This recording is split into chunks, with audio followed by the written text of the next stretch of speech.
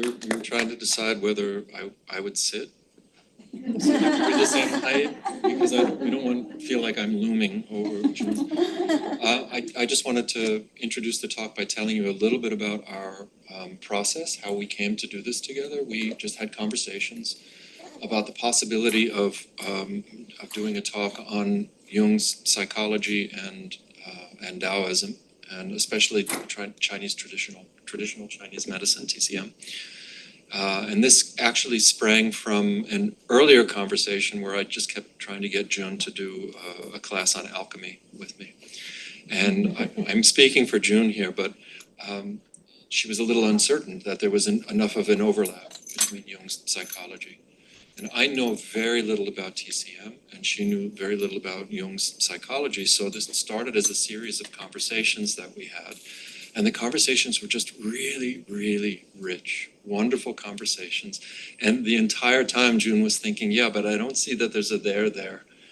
And I kept thinking, well, it doesn't matter. If we can't prove that there's any kind of an overlap, or if Jung's ideas on Chinese culture were just out to lunch, then that's fine also, because then we can talk about that. But we actually found that there is overlap, really important overlap.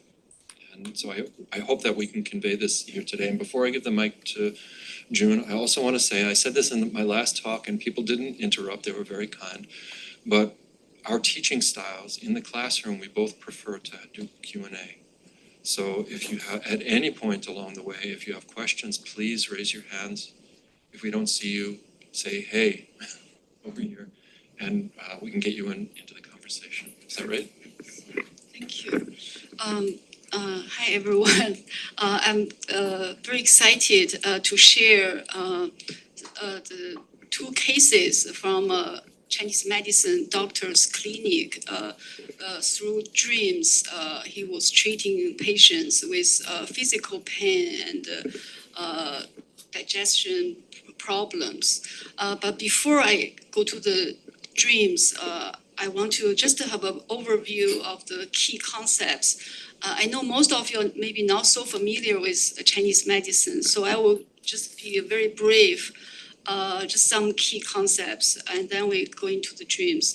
As Stefan said, I have always doubted, should I, how I can integrate Jung's perspectives in Chinese medicine, but through the conversations in the past months, I feel I'm very surprised, actually. I'm very moved by Jung. I almost feel like Jung is a Chinese medicine doctor because he practiced, everything he write about, he embodied all his practice. And that's something I discovered, which gave me a lot of courage to give this talk. Of course, I'm still very nervous after seeing other presenters.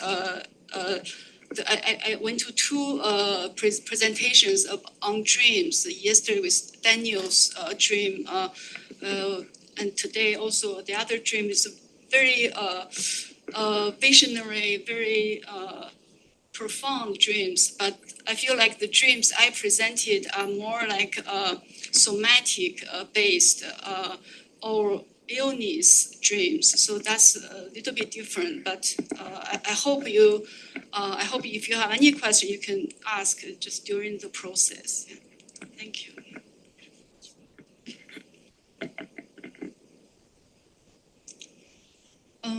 So the two concepts I want to introduce first is the qi. Is almost impossible to define, but it's the most common in Chinese language. Qi in a very ancient time is it's like a cloud, like a mist. So it's a vapor, it's air, it's a breath. It's commonly understood in Chinese culture as the vital life force, permeates the universe. So everything in the universe is made of qi.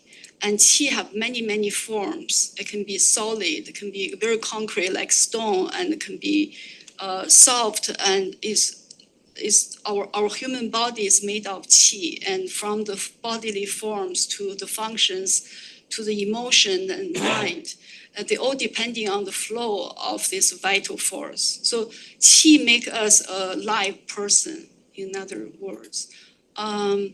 So this is the key concept, I think.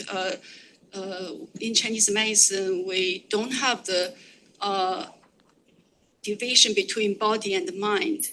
It's because the qi, because the character qi connects body and mind.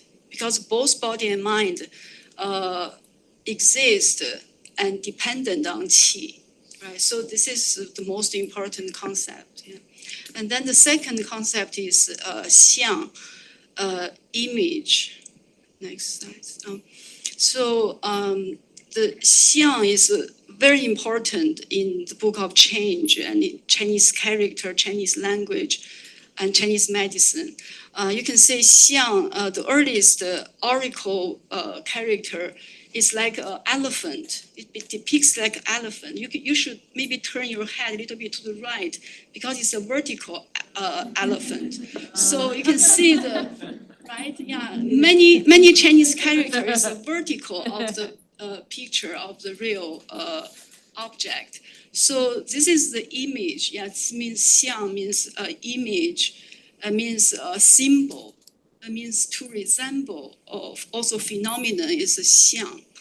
And it's not just the image in the objective world. It also means the image created in our mind. So we call Yixiang, the mind image is also called image. And then the image, the image often reflect the pattern of the qi, of the movement of qi, because most of the qi is invisible. For example, the qi moves in our meridians in our body, the qi of our heart, lung, we don't know. But however, you can tell the internal body, what's going on internally through the manifestation of qi, which is xiang. So in Chinese medicine, for example, we look at people's face while looking at the color of the qi of the internal organs. We can look at your eyes and understand the spirit. And the tongue actually also very important xiang image of the internal, especially digestion system, is all show on your tongue, actually, the codings, the shapes of the tongue. And then the pulse is another important xiang. We call it mai xiang, the pulse image. The pulse image, each side of this wrist represent 6 yin-yang organs of the internal. So they are all called xiang image. So you can see, obviously, this is it's not something you can just see by your eyes. It's something you feel, something you intuitively grasp through the xiang. And then in the Book of Change, there's a lot of explanation of how you can perceive the profound xiang through, for example, Yijing talk about the sages, how they started to draw the 8 trigrams, how they create the 864 hexagrams, is by how do they know the meaning of these symbols?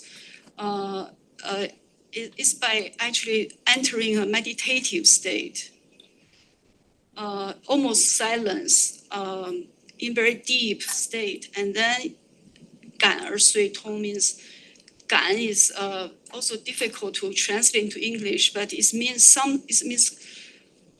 intuitive, or you something you moved by it, or you just feel it, and then suddenly everything connected. Suddenly you see the pattern, or suddenly you see the sign. So this is in Chinese medicine, the organs, the internal organs is called zang xiang. Zang also means hidden, right? So when we talk about organs, in Chinese medicine, although we use the word heart, lung, liver, kidneys, but you have to know it's very, very different from the Western anatomical organs. So it's including the physical organ. Of course, doctors know there's a physical heart, lung, but it's a combination of the physical and the symbolic xiang of the organs. So each of the organs actually connected with the whole universe. I will show in the next slides. Why it's not showing here?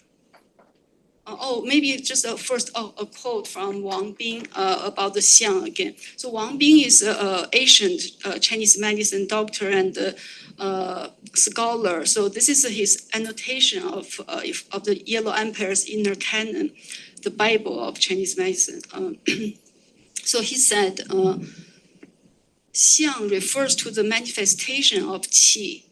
Although the 5 internal organs are hidden and invisible, their qi manifestations, nature, and the functions can be inferred by analogy. The liver is like wood. This is the elements, bending and straight. The heart is like fire, blazing upward. The spleen is like earth, tranquil and still. The lungs are like metal, firm and resolute. The kidneys are like water, moisturing and flowing downward. These are broad categorical correspondences, yet within them changes occur according to the circumstances.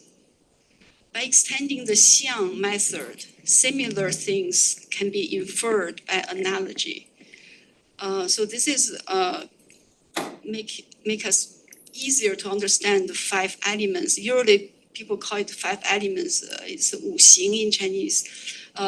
Most scholars now prefer to call it 5 phases because it represents the movement of qi. So it's more like phases. And you can see this, the outside circling of the arrows is actually originally from the seasonal change. So wood is spring and fire is summer. Earth is late summer, metal is autumn, and winter is the water is winter. So there's a cycling there, and this is also called generating a cycle. And inside this arrow is the constraint relationship. So all this these 2 relationships make these 5 elements harmony, a balance, right? So even the constraint actually is very important in growth of each element even. So, and then the chart, I just show you each of the columns under the 5 elements, and the rows are categories. And you can see the rows you can add different categories in the rows endlessly, just under the 5 phases.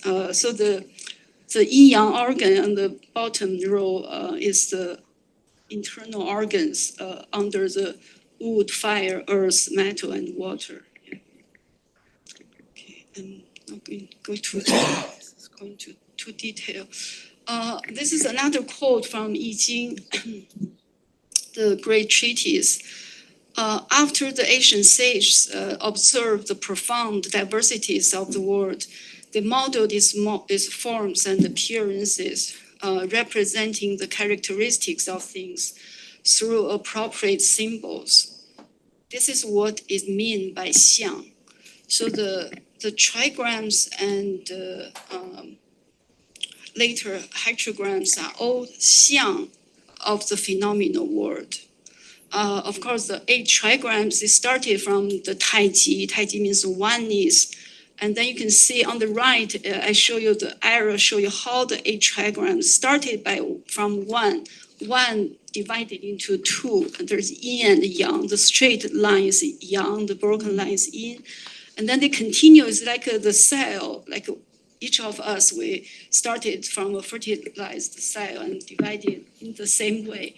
But then on the 8 trigrams show on this left Taiji symbol diagram, they represent each of the black and white positions. Like this is the heaven, it's a pure yang, it's all white, and this is the earth, pure yin, all black. And this is the Dui Guan, have this is white, so there's straight lines here, and then there's a yin on the top.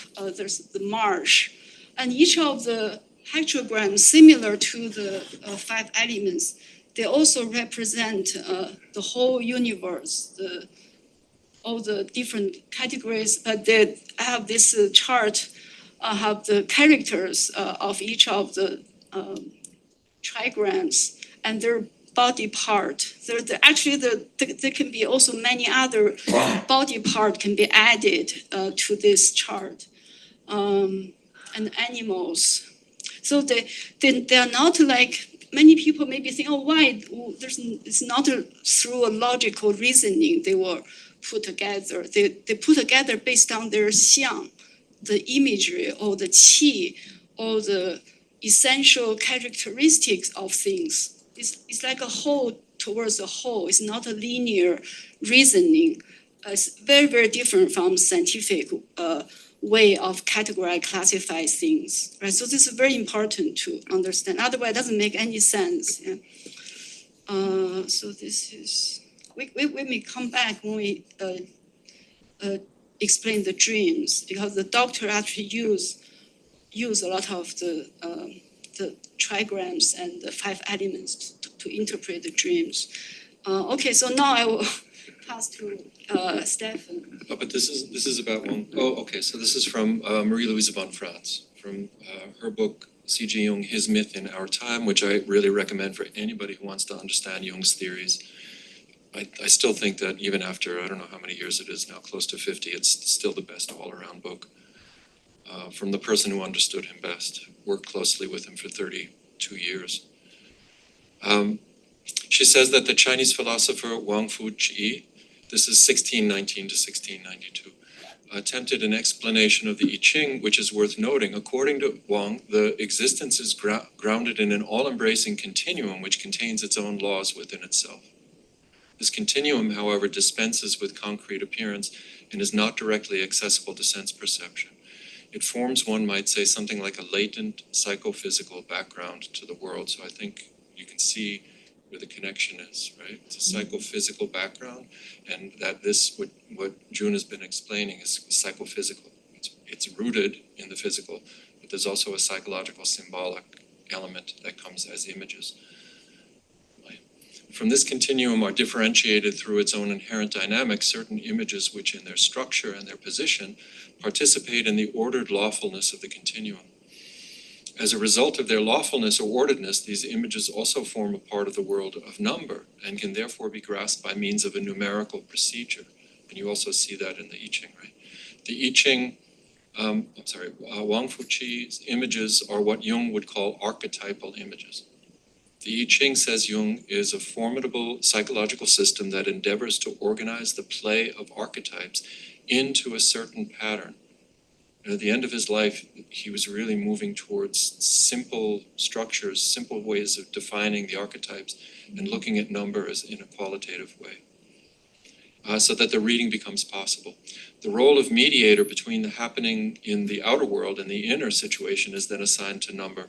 The method best suited to the nature of change is namely that of counting. Then in terms of the archetypal image, now the form or representation of an archetype in consciousness is the archetypal image. They are universal patterns or motifs which come from the collective unconscious, the basic contents of, and they're the basic contents of religions, mythologies, legends, and fairy tales. And this is actually from the Jung lexicon by Daryl Sharp. So that first part should be in quotes as well. And from the psychology of the child archetype, Jung wrote that an archetypal content expresses itself first and foremost in metaphors. If such a content should speak of the sun and identify it with a lion, the king, the hoard of gold guarded by the dragon, or the power that makes for the life and health of man, it is neither the one thing nor the other, but the unknown third thing that finds more or less adequate expression in all these similes.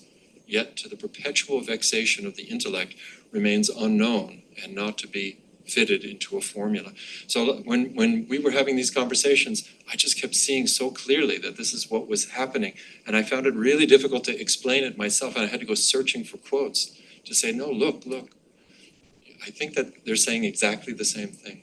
But we had to dig deeper. Okay. So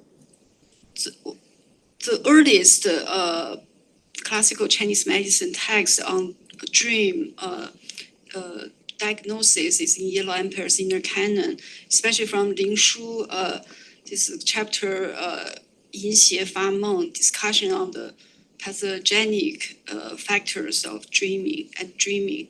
And it's expounded that the causes of dreams, or I should call it illness dreams, and classified them into two basic categories, the excess and deficiency, comprising they have listed 12 excess dreams and 15 basic, the deficient dreams.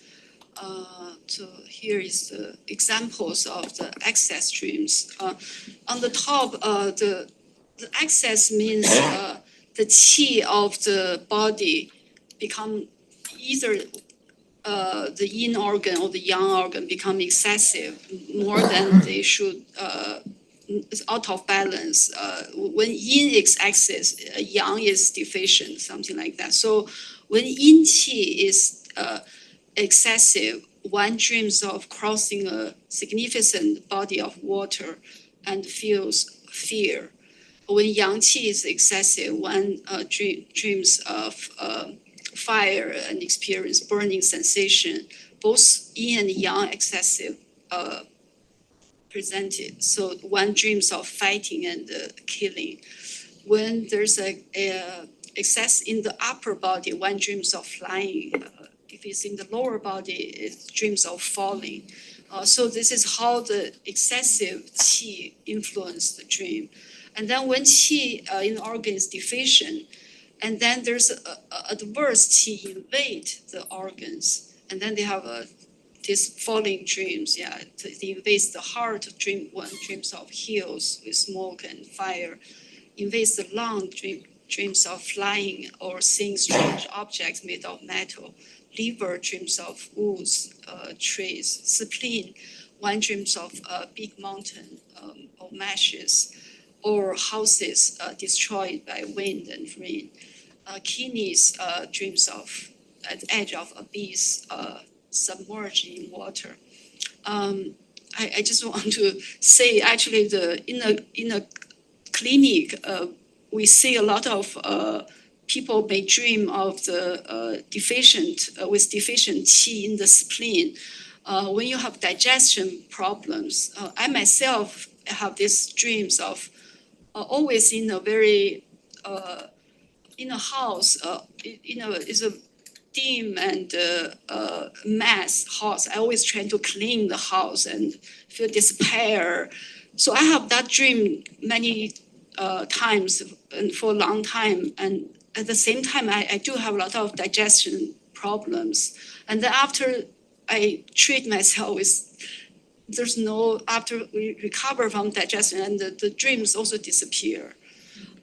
So especially the two spleen and the kidneys that often happen very common, I feel, in the clinical dreams. Just to say, yeah, I often have dreams of being in front of a crowd doing a presentation, and I'm naked and I can't remember what I had to say.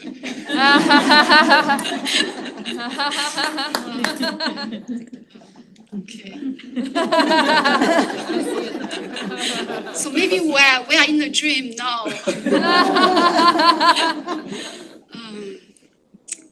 Okay, and so there are also comments on dream and health. In Yellow Empire's Inner Canon, they point out, 梦少者阴阳合也. So when yin and yang are harmonized, dreams are few. Also, Zhuangzi, this is very famous from Zhuangzi, the great master chapter. Zhuangzi said the ancient true person represents the highest state of self-cultivating. 真人. So the ancient true person did not dream in their sleep, felt no anxiety in waking, did not seek particular food, and breathe deeply. Right? So this is the Zhenren. Let me see. So later, Chinese medicine Taoist scholars like Tao Hongjing and Sun Simiao regarded few dreams as a sign of health. Also advocate practices like nurturing the spirit and adjusting the breathing to achieve a state of yin-yang harmony. Nurturing spirit, for example, there are many ways to nurturing spirit. One, very important to don't talk too much. So just both Lao Tzu and Zhuangzi advocate teaching without words. And also, but in generally, not just for health, because the truth is always not reached by language, but because talking, I think one of the reasons, because when the talking also consumes the qi from the lung, and in our psyche also there's connected with language. Language creates desires, or it's like ordering. But this is another topic maybe. So anyways, to nurturing the spirit is to speak less. It also means, of course, in today you don't watch too many mobile phones and all those, all included actually. Don't distract your Shen, the spirit, because the Shen is like the king of the body. They are running the body. So that's why it's nurturing the spirit, and also closing the eyes also help to nurturing the spirit. This is most the simple way. Like there's many other more complicated ways to nurturing the spirit, and adjusting breathing. Also very important for the health. Deep, soft, even breathing is the way to practice. So talking about the Shen, the spirit, there's also a few concepts in Chinese medicine or in Taoist practice. The Shen usually translated as spirit. There's also, you can think about Shen as the heart, where the heart mind, the Shen is stored in the heart mind. But in Chinese medicine, the heart is the mind. The heart is like the psyche.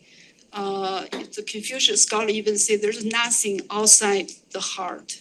So the Shen, the spirit, is seated in the heart.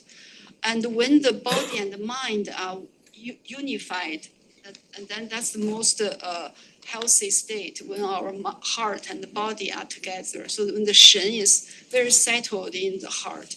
But and then there's also two sub-spirit from the Shen. There's two other sub-spirit. It's called Hun and Po.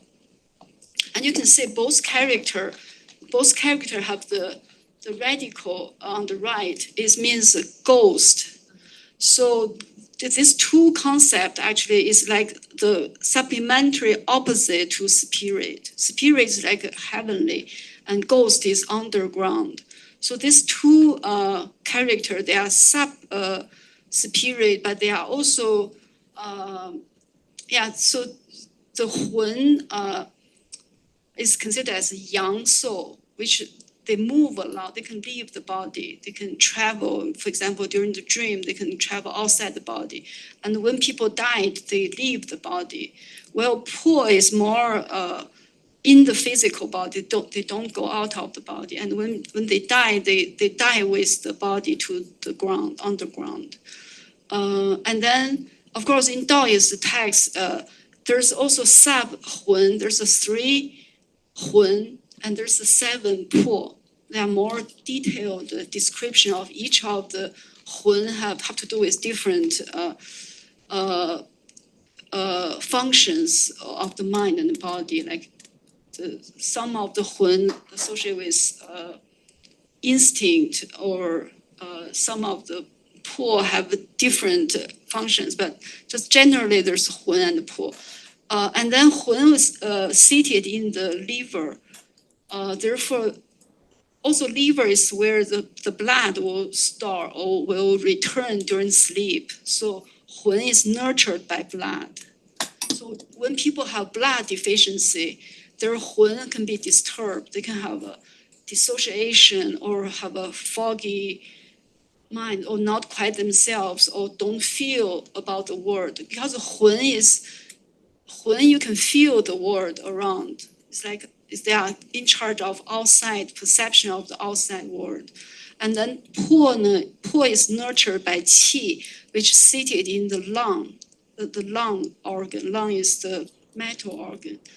So po is the very physical soul, the corporeal soul. Like when you go to sleep, the po is still working. Like you can still feel hot or cold. You're still breathing, heartbeat. This all to do with the po. So this is in Chinese medicine. And then the last column is Wilhelm's translation in the Secret Golden Flower. Wilhelm make a connection between hun and po. He think hun is animus and po is anima. It's a maybe not really accurate association between Jung's concept. However, I think he makes this concept maybe because the hun is the yang within yin, and then po is the yin within yang. But in Chinese medicine, because of the blood and the qi, but I think Wilhelm maybe make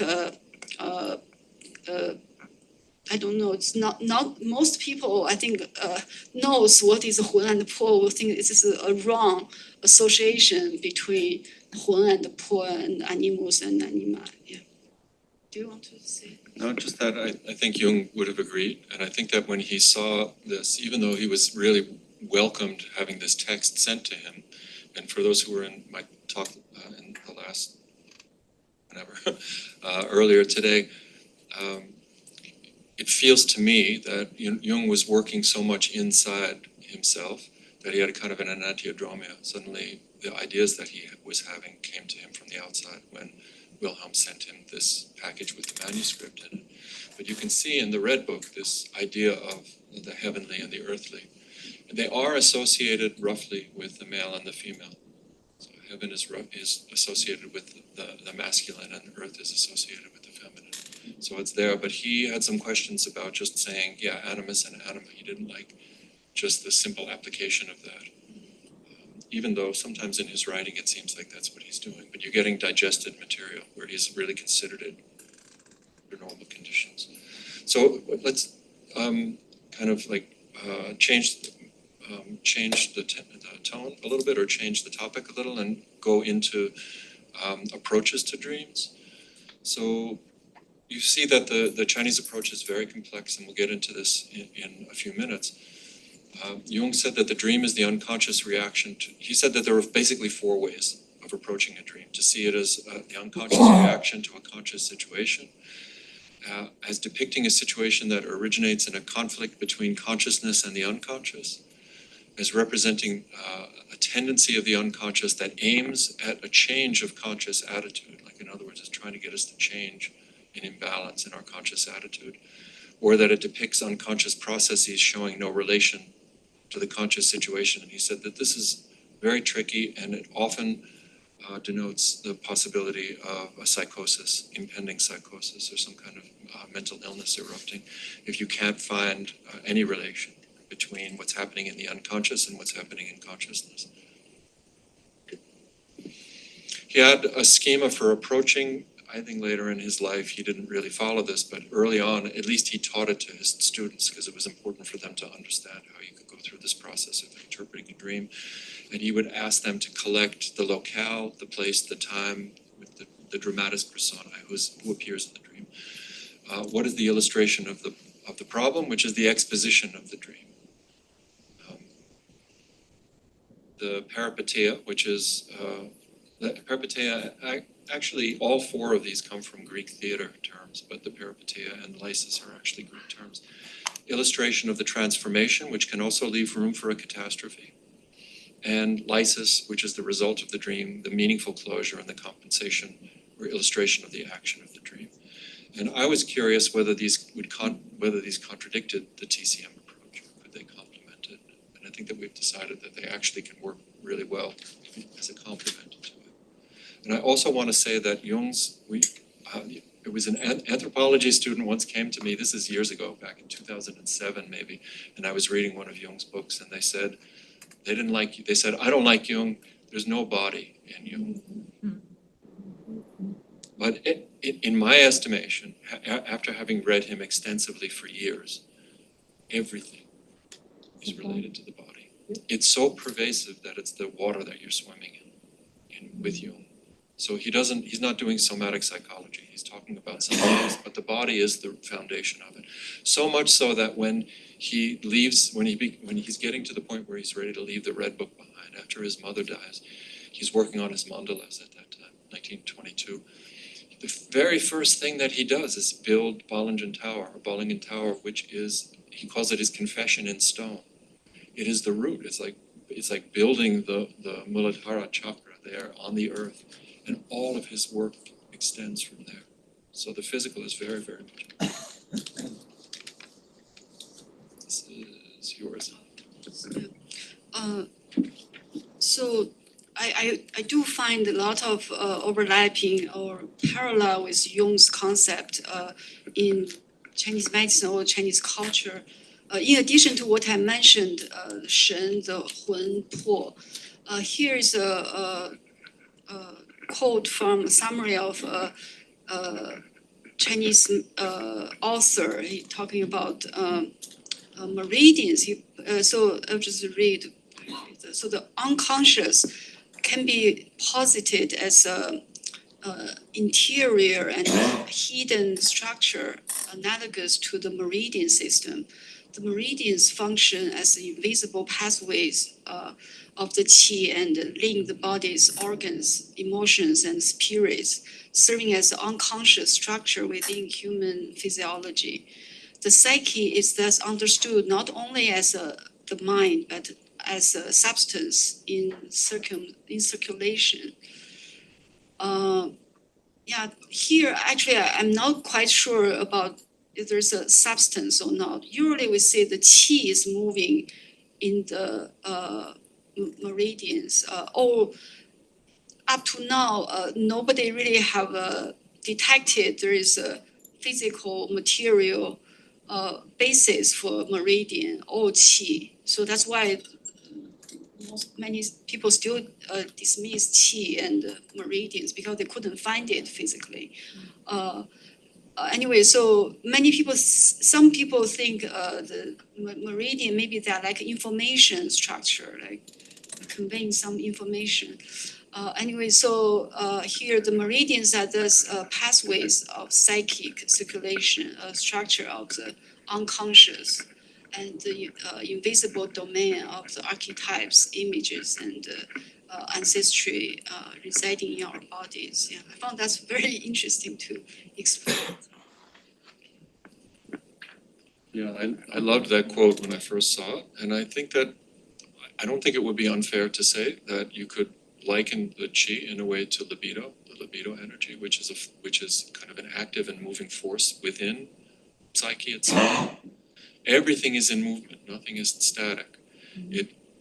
There's a stillness that in its one state, in its unified state, there's a stillness, but that's a state in potentia.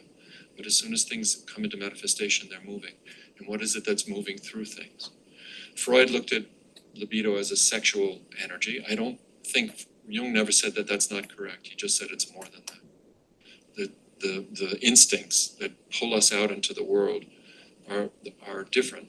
And he spent a lot of time talking about Freud and Adler, the sex drive or the power drive. These are both things that pull people out into the world.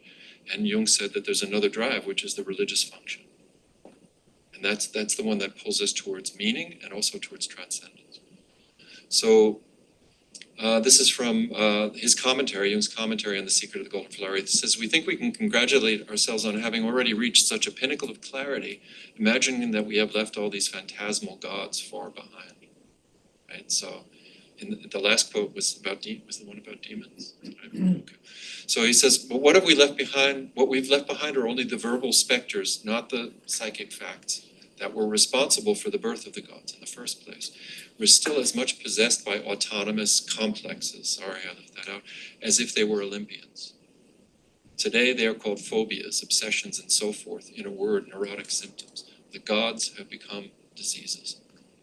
Zeus no longer rules Olympus, but rather the solar plexus, and produces curious specimens for the doctor's consulting room, or disorders of the brains of politicians and journalists who unwittingly let loose psychic epidemics on the world." But Jung was also very careful to say that when we call it an autonomous complex, we are not explaining it away.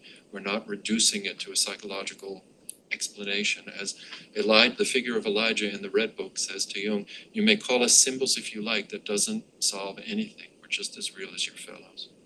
So autonomous complexes, and Jung talked about this a little bit more towards the end of his life, said we don't know what they are, and they could really be beings, but we can't say that because we have no language to grasp what exists beyond the realm of the mind to fully understand.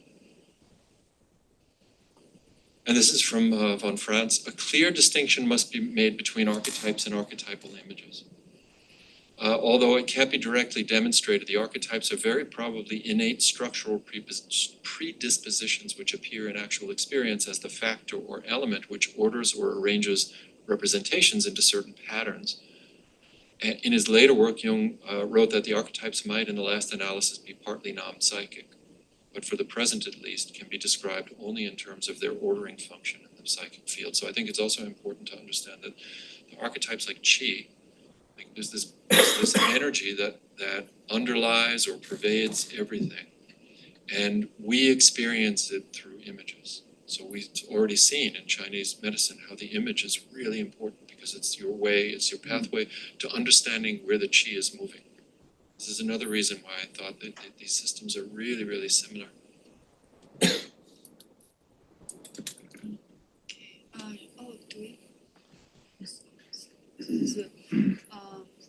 So now let's look at the dream. Dr. J is a Chinese medicine doctor I met in Beijing many years ago. He's very special because usually people diagnose through the so-called 4 diagnosis method, watching, feeling the pulse, asking questions, smile, or listening to the patient. So dream is not very commonly incorporated in Chinese medicine. But so when I talk with him, we have tea together, and he told me, he used dreams very oftenly. Whenever the patient want to tell him the dreams, he will use them as a diagnosis. So I got very surprised and intrigued. So I started recording several of his dreams. So I just choose a tool here. The first one is simple. So this is a middle-aged male patient came complaining left shoulder pain, sometimes called frozen shoulder. Often happen in middle age. So he also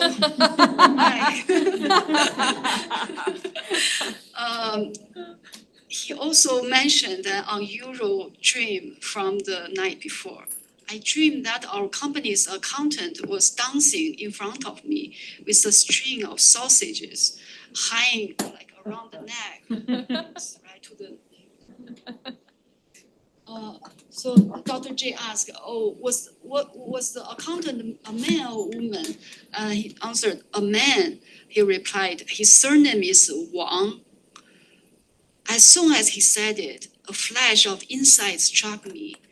Like a bolt of lightning, I told the patient that his 12th thoracic vertebra T12 was likely dislocated, shifted to the right and downward. The patient looked at me in astonishment as if I had just saw an X-ray. After he lay down on the treatment table, I pressed my finger on the suspected area, and he immediately felt a sharp pain at T12 level. I then applied a therapeutic massage to Ina and to his back, and followed by a manual spinal adjustment, and his shoulder pain resolved instantly. So this is the dream. So Dr. J, interpretation of the dream images, the surname character Wang, in Chinese is literally just means king or jade. In the dream, visually resembles structure of the spine, with its 3 horizontal strokes invoking the transverse process of the vertebra, and the sausages symbolize the small intestine, situated in the abdominal level region and associated with the L2 vertebra. They're high in position around the neck, pointed downward, drawing attention to the T12 and L1 junction, suggesting the dysfunction or malalignment in the specific segments of the spine. So here is the image of the small intestine meridian, started from the small finger. You can see. So it's from the small finger. Oh, it's different from here. So it started from the small finger all the way up to the shoulders on the outside of the arms, and it's connected with the small intestine, and also small intestine is the young organ paired with the heart. The heart is also the fire organ. So anyway, according to Chinese medicine meridian system, the left shoulder is located along the small intestine meridian. So the presence of the lumbar sclerosis has contributed to the stagnation of qi and blood in the region. After correcting the misalignment through massage, the qi flow restored in the meridian, and the patient's left shoulder pain was relieved. The pulse on the left wrist at the Cun position also returned to normal. So it's a real case. You can feel the change even on the pulse on the wrist. Okay, discussion. So Dr. G intuitively discerned the location and underlying cause of patient's left shoulder pain on the basis of a dream which content was dancing with a sausage necklace. The dream image corresponded with the striking accuracy to the internal organ, the heart and the small intestine, and their associated meridians. This correspondence suggests a meaningful relationship between the unconscious and the qi of the organs and the meridians in Chinese medicine. Should we pause and see if you have any questions? Clear so far? No, keep going. Yeah. Okay. I have a question. Sure. Yeah, I'm wondering if the information that you gleaned from that dream could have been surmised through pulse diagnosis or some other method, or if that information was unique to the dream. Sorry, can you explain a little bit more? Yeah, so in this example, the patient's dream was used as a kind of diagnostic assessment, right? And I'm just wondering if,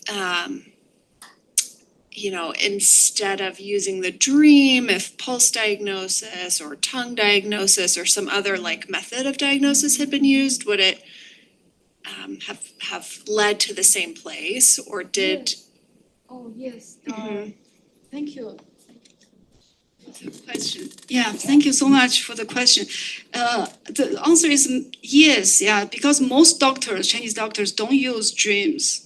You can reach the same diagnosis. Maybe you can find the heart and the small intestine from the pulse, or just from palpitation on the body. You can feel, oh, this is the pain. Here is the pain. However, I think the dream give a story of the body. The body is telling a story rather than just a signs of the pulse and tongue. And it's deepened the understanding of the organs and the acupoint he will choose to treat. Like they expanded the meaning of the illness rather than just the signs. Like ordinary Chinese doctors maybe just see the sign and then they will do the acupuncture, whatever massage, almost the same as you say. But however, the dreams give so much meaning and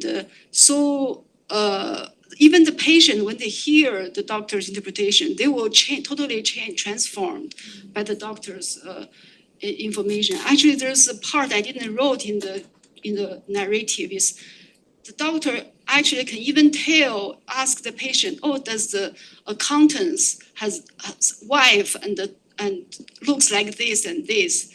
And it's exactly true, like he never met the accountant, but just through his explanation, he can tell even the patient's accountant's wife what it looks like. I don't know, there's a very magical thing going on there. Yeah, I heard a story about Jung that maybe as he got older towards the end of his life, that he would sometimes take a client or a patient and bring them in front of him and knee to knee, and he would just look in their face, and they didn't talk, he talked, and he would just tell them what was going on with them. So he was in that zone. He had that ability that had been developed over years. And this Dr. J, as opposed to our Dr. J, my Dr. J, and actually Jun is Dr. J and I'm Dr. J also, which I thought was kind of neat. And this, so I put this slide on because I wanted to say that Jung often said it's really difficult to tell from one dream, but sometimes he intuited. So he would say to his students, look at dreams in series. Like, here's the first dream, it's a powerful one. See what happens next. Because sometimes you'll have, like I would have this, I'll have 3 dreams in one night or over 3 nights where I dream of an insect and then a mammal and then a human being. And I feel like I'm coming out of shadow. I can feel it, or maybe going deeper into shadow. So that was one point. But a little bit further down, he says, that the objective is to touch the central core of the dream. And I think that Dr. J is doing exactly that, touching the central core. And then Jung says, this is in his seminar on Children's Green, in order to touch the central core is to find the key to the explanation of the individual dreams. It's not always so easy, however, to delimit a dream series. It's a kind of a monologue taking place under the cover of consciousness. This monologue is heard, so to speak, in the dream and sinks down during the periods when we're awake. But in a way, the monologue never ends. We are quite probably dreaming all the time, but consciousness makes so much noise that we no longer hear the dream when awake. And I think that what Dr. J's method was to enter into the dream space with the client and could see so much more in it because he was able to see the dream while he was awake. And this kind of touches on Jung's technique of active imagination, where you're entering consciously into the unconscious. So you enter consciously into the dream state that's going on all of the time. Okay? Does that make sense? Yep. So where are we? Maybe we should sure. just. Yes, yeah. Thank you. Something struck me at the very beginning of when you were speaking, and you were saying that the origin of qi is breath and air, which is of course precisely the origin of the word psyche. And the psyche, says Jung, speaks in images. So qi and qiang, all of a sudden something clicked for me, that to some extent one might just look at a certain correspondence, so some archetypal correspondence between qi, qiang, and psyche and image. And then, then I kind of followed this a little bit, and I was thinking, and then you spoke about that qi permeates the universe, and you spoke about it very much in terms of movement. And so then I tried this out on psyche, and I mean psyche, Jung for decades, Jung has been interpreted so strongly intrapsychically. But Jung himself, in fact, also has spoken about the psyche in the world, psyche in Earth. By the way, there's a fascinating book by Meredith Sabini, and she extracted from Jung's collected works every quote where Jung speaks about psyche in the Earth, and the title is "The Earth Has a Soul." So all of a sudden, this just fascinated me, the Qi Qiang and psyche in Earth. And then maybe this was more of a personal insight. As I was playing in my mind with this seeming correspondence, the element of movement started to strike me very much, because in Jungian psychology, the movement of the psyche as such is not, as far as I know, not really thematized very much.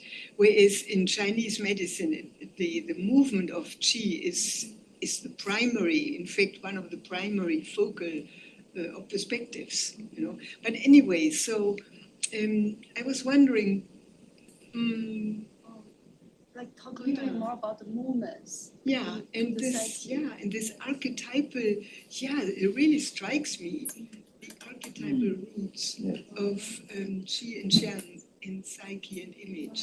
Wow, that's So just wonderful. little music on my part. Thank you Yeah, so thank much. you. That's a very interesting topic. Thank you. Should I talk about? We don't have to go through all the dreams, right? So I think this is a wonderful topic, and the key, actually, I think, to our talk here. So the movement the movement is so the qi is constantly moving. It's a dynamic, and it's follow the yin and the yang principles. Like the qi will, like for example, the stillness and the movement, they are like yin and yang. So movement to the extreme and then becomes still, and the stillness to the extreme become movement. So the movement is rooted from stillness, and stillness is rooted in movement.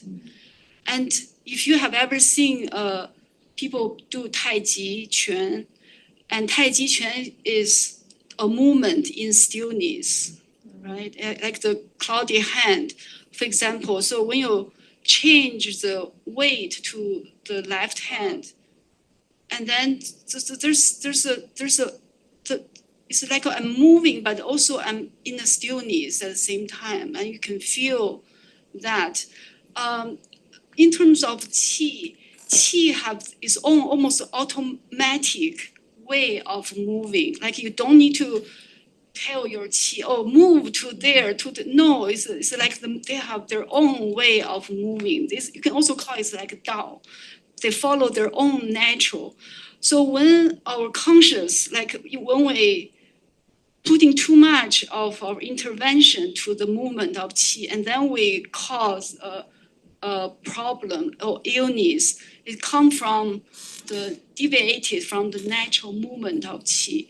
They either, for example, when we are angry, the qi suddenly moves too much to the upper level, or when we are very a lot of fear or grief, the qi moves downward a lot, like can cause depression. When we think too much, like thinking like, have too much dampness in the earth organ, the qi become knotted, the qi stuck here. So these are all the psyches of the qi.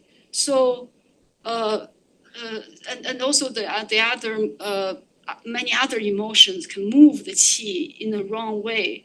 Therefore, we can do movement to adjust the qi. Like for example, when we if you have a high blood pressure, for example, or have too many things in the head, and then if you just lower your gravity, you just stand like this, lower the gravity, and put your mind in the below the navel, or even to the feet, the sole, and then very soon your qi or your psyche becomes settled and down. So that's why in Taoist medicine, we use qigong movement to treat almost all kinds of, especially a lot of psychological disorders can be treated from the movement. It's much direct and things than maybe through words or drugs. Is that answer your I guess question? I can Oh, add sure. just very quickly, and I don't know, we're probably way over. I think that Jung's discussion of libido, and I'm thinking of a very particular book that I think may have been written by Esther Harding many years ago, but I have to go look it up. That's specifically on libido energy. That might be interesting. But following the libido is very much a part of Jung's psychology. And in dream interpretation, the libido is followed through feeling, what they call the feeling tone of the dream. In order to understand like an archetype, like the archetypes, because it's just this pool of energy, that when it manifests in a single image for us, it's because it has an emotional content to it. So we follow the emotions, and when you're moving out through your emotions, right, if you're like in projection and withdrawal of projections, you feel an emotion, you see somebody in the room, you feel something emotionally. It could be positive, it could be negative. And if you understand that you're projecting that emotion is you're projecting out, your libido is moving out towards that person, then the goal is to actually be able to withdraw that, so you see the person as they are and you understand what you're doing inside you, but you're being pulled out all the time. It's almost like a strange attractor. The self really is the strange attractor that draws us through libido, libido comes up from the roots and it's moving towards something. It's moving towards the self in Jung's psychology. And in dream, you would follow that libido through the feeling tone of the dream. That's how you come to interpret the dream. And it feels to me that this is what Dr. J was doing in this particular dream. He was following the feeling tone of the dream. He was pursuing the image, trying to understand what it was that it meant. So we're kind of. We have probably like another 6 or 7 minutes, so that maybe 3 or 4 more questions. Any more? There's another dream, actually more complicated, but we can other- save that to another occasion, yeah. If you, Do you have do I need to go up there? Yeah. I can hear you.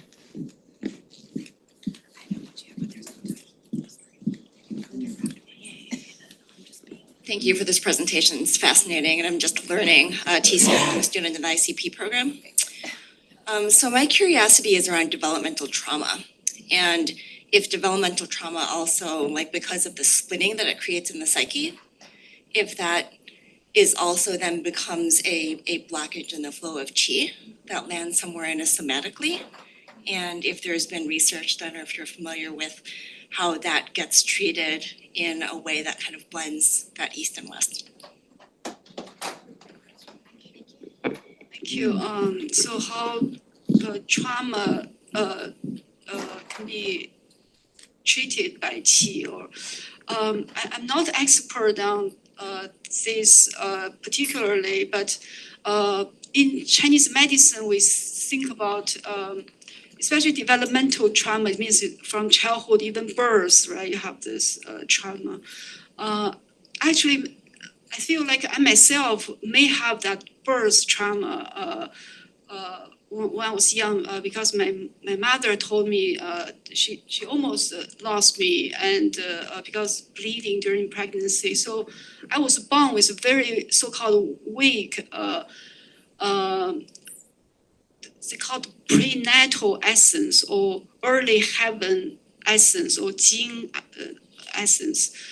So when I was born or grew up as a child, I was very weak, like my bones, very, I cannot run like other children, and I developed autoimmune problems when I was in elementary school.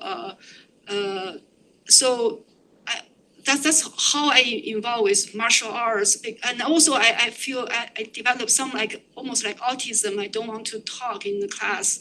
And actually my teachers all told my parents I need to go back home. Maybe I'm not used to, I should not be in the school. So at that time, of course, in China, we don't have psychology, psychotherapy, none of those. My father sent me to the martial arts school. So it's actually through just doing martial arts, every day we are kicking like this. Every day, just I was totally changed. I from not so shy, like elementary school teachers, oh, stand up. I know the answer of the question, but I started to cry because I can't afford the energy of the crowd because I'm so weak. So that's like trauma. I think in the manifest in the body is what we so-called the essence. Essence usually associated with the kidneys. So the kidneys is where the prenatal or the early heaven, as like we were born with something already there, inherited. I was weak with that, but you have a way to supplement that through so-called post-heaven or post-natal. For example, spleen and the stomach from nurturing, from nutrition, from food, and that's from the digestion, but also from movement, like bodily movement, body work, can supplement the essence. So it doesn't mean you were born with this deficient gene and then you were always weak. It doesn't mean that. Like you can become stronger and stronger by doing the right thing, the self-cultivation, physical exercise, all this can help the gene, qi, and blood, right? So that's my answers. There's no body mind. I don't know if any of you have ever seen the film Harvey with Jimmy Stewart. It's got Harvey is a friend of his who's an invisible rabbit that's 6 foot tall. In that film, he's talking with a doctor who asks him if he's ever heard of the birth trauma, and Elwood Dowd says, "Yeah, that's the one that we never get over." I'm only going to say one thing, and I hope this is a tangent, but I thought that I would say it. So I was a cesarean, and when I was born, I had a kind of a physical medical issue, and I had to be put into an incubator for 1 day, and then I was okay. But I had something happen to me when I was 18 months old, and I wandered following my brother and some cousins into an abandoned foundation of an old farmhouse, and they went away from me, and I had nobody around me, and I panicked because I was down in the farmhouse, and I started screaming for my mother, who was houses away, and a neighbor came and pulled me out. And I told my mother this dream years, and because I remembered it almost every single day of my life for like 30 some odd years. And my mother said that it reminded her of my birth story because I was actually taken out of my mother's womb by a nurse, by a woman. I thought that's so fascinating to me that something in my life would happen that would be parallel to what actually happened at my birth. And both this 18-month-old thing that I didn't really kind of dramatically reenact for you was, I think, the most seminal trauma of my life. And it actually tore open a hole for me so that I would, like throughout my life, I see dead people. It's like things I had a connection to the other world that was just automatic because of this.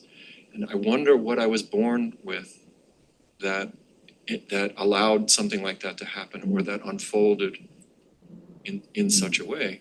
And then how do you work with this? Because it's very much energetic, and I can say that throughout my entire life, that trauma causes a knotting up. Yep. Whenever I try to address it. So I think maybe I need to do some Tai Chi. Or Qigong. So I said 3 questions, but now it's more like 1. So one more, there's none online, so anybody in here that wants to have the final word, go for it. Or not. I guess I just will add to add to all that, the magic also of astrology because I would think that when Jung, right, because I thought Jung also used people's charts, right? And so when you say about how he could see, he could just sit across from you and kind of tell you. I wonder if he was also adding that part too. It's a question. Yeah, as far as I know, he kept charts of all of his patients. He never went so far as to say that, you know, this is a science and you can trust it and it's always accurate, but he used it because he felt that it really helped. I mean, it was very nuanced, but yeah, I think it's really essential. He looked at so many different aspects that we would consider occult or esoteric knowledge in order to understand how to heal the people. He was a doctor, right? And he took what he did as a doctor to be kind of foundational to all of his work, to help heal people, to do no harm.